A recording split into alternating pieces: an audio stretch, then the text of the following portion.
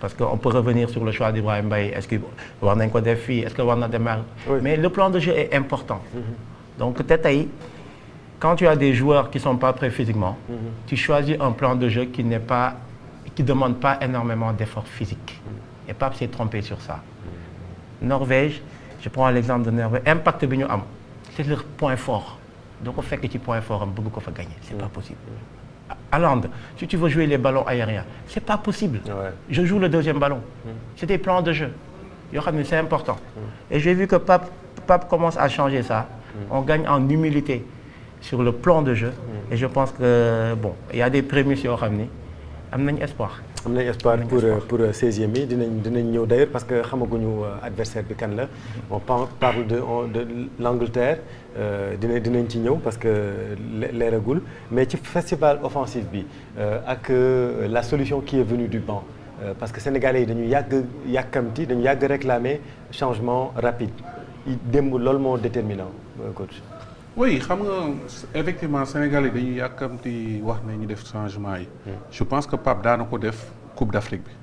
mais on a vu Coupe du Monde bi les deux matchs yu njëkk a joué da doon yéex pour def ko. Peut-être loo gis rek da nga siy am jàngat aussi tamit. Xam nga tey aussi tamit comme ce qu'on dit environnement bi Pape nekk. Situation yi muy nekkee. am na Sénégalais yu bari du ñu comprendre ñun li ci biti rek la ñuy xool mais li nekk à l'intérieur yow doo ko xam bu baax a baax. Je revenais un petit peu comme le cas de Ibrahima Mbaye man je savais que man personnellement je l'ai toujours dit j'ai dit que c'est un jour extraordinaire mais jour la boo xam ne dafa ay étincelle lay doon kooku je pense que si bu ñëwee si banc bi toujours il est plus dangereux que bu démarrer dinañ ñëw ci moom parce que c'est très important exactement et là je l'ai déjà dit tey aujourd'hui suñu attaque bi fa nekkoon moo fa nekkoon peut-être y a Nicolas Jackson qui n'est pas démarré et aussi Ismaïla Sarr peut-être dañ ko indi mu ñëw comme dans l'axe après tey loo munti waxal Ismaïla je donne un exemple en attaque tey Sénégalais lenn lay juger ci da ngay def lu baax si benn minute lu ndaw ñu ne la xamoo dara et là ñun on peut pas juger ça moo tax am na un jour bi ñu duggee fii maa ngi waxtaan ak yow ñu posé ma ne leen man am na yoo xam ne du ma si répondre parce que tax du ma si répondre parce que dafa am yoo xam ne day profond foog nga xam ko pour mën ko maîtriser tey ku mel ni Ismaïla Sarr tey lan la ko Sénégal yëpp doon nga wax exemple c'est normal parce que ñun ñëpp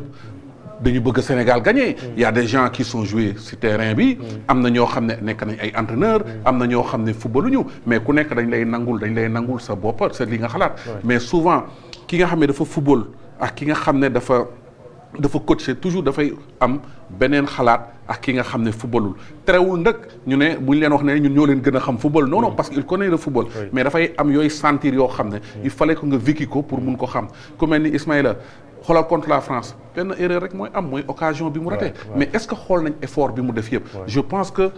il s'est rectifié ba contre Norvège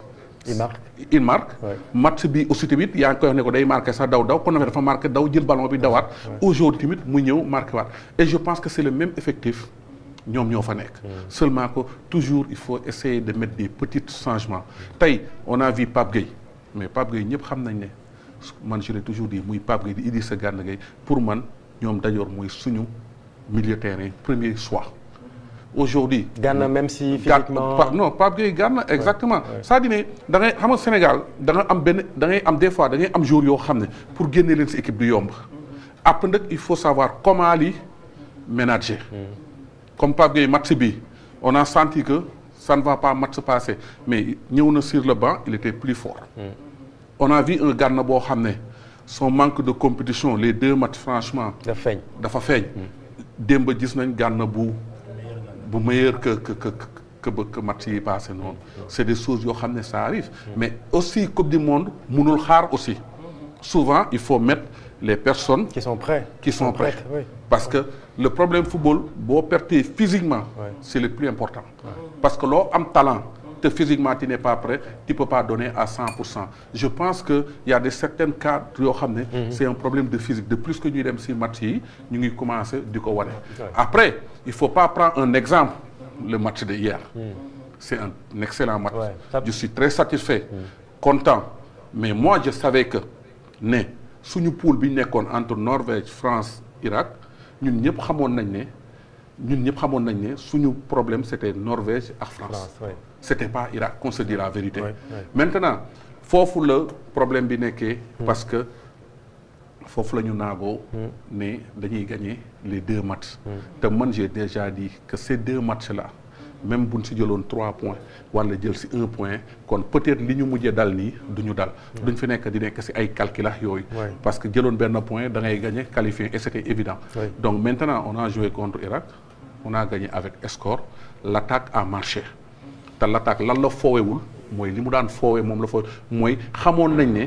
dañu soxla plus que de buts ils ont concentré occasion yëpp ñu def ko ci biir camp yi donc maintenant c'est cette mentalité la attaquant yi di war a demee chaque match donc maintenant après lan moo ci am solo mooy gagné nañ Irak xamuñu kan la ñuy am mais ce serait pas des matchs faciles aussi il faut pas prendre le match contre Irak un match d'un exemple parce que suñu match de exemple yi mooy bu ñu fa dañuy war a bàyyi xel bu ñu dajee yeneen équipe yoo xam ne comme li ñu dajee ku mel ni France Norvège wala Angleterre ak yooyu yëpp foofu lañ mën a peese waatee suñu bopp li nga xam ne contre France dal nañu Norvège dal nañu fàtte ko léegi équipe bu mag bii di ñëw xaw ma peut-être Angleterre lay doon xaw ma keneen lay doon mais ñu wane waat suñu talent parce que boo duggee ci kàmb bañ génnee la dafa war a nekk déclic absolument et j'espère que lii dafay nekk déclic boo xam ne day indi footballu sénégalais wala équipe bi fi leen doon yaakaaree ñu nekk fa pour man loolu c'est très très très important mais même bu fekkee dañu war a daje Angleterre il faut pas les gens dire que ne ñoo gagné woon Angleterre le match qu'on a gagné Angleterre et ce match là du benn xaw ma ne ndax moom la ñuy daje dinañ xaar ñuy wax ni que les internautes bu ngeen bëggee participer à ce débat vous pouvez appeler ngir poser des questions à nos chers coachs sur le plateau et puis on vous remercie ñu ngi leen di gis yéen ñu suivre un peu sur nos plateformes en ligne que ça soit sur TikTok, YouTube, Instagram ak Facebook ñu ngi leen di gërëm ci teewlu bi ngeen ñuy teewlu dañuy jël coach Moustapha Seck je pense que mi ngi ci ligne bi coach Moustapha Seck ngeen xam ko tamit bokk suñuy consultant ici au niveau de Evenprod Média nekk formateur d'entraîneur actuellement fële ca Génération Foot coach Moustapha ñu ngi lay nuyu. Bonjour président, comment vous allez? ñu ngi lay fay ñu ngi lay nuyu bu baax a baax coach xam nañ ni kontaan nga déjà naka nga dundee match bi ak ban lecture nga ci am. waaw mu nuyu sama waa ñu nekk ci plateau bi parce que coach Diallo sama waa vraiment dina analyse def ni elle est pertinente. Je pense que mu xalaat ci match boobu Sénégalais yëpp moom la ñu xalaat parce que boo xoolee démb nelaw nañu nelaw yu neex. parce que dañu soxlawul lii ci compétition bi mais li tax ñu gën a kontaan mooy que tey jii au moins entraîneur bi j'ai comme l'impression que déglu na nit ñi li ñuy wax. parce que keroog bi ma déggee ci ni mi ngi Koulibaly mi ngi en forme et cetera képp koo waxtaanal danaa la noo xanaa du démarrer loo Koulibaly. je pense que démb boo xoolee équipe bi changé na ko presque à 50%. am nañu de la fraîcheur et des joueurs yoo xam ne apporté nañu beaucoup plus de percussion à commencer par Iba Mbaye mi nga xam ne liñ doon wax naan war na départ ñenn ñi sax ñi ngi naan non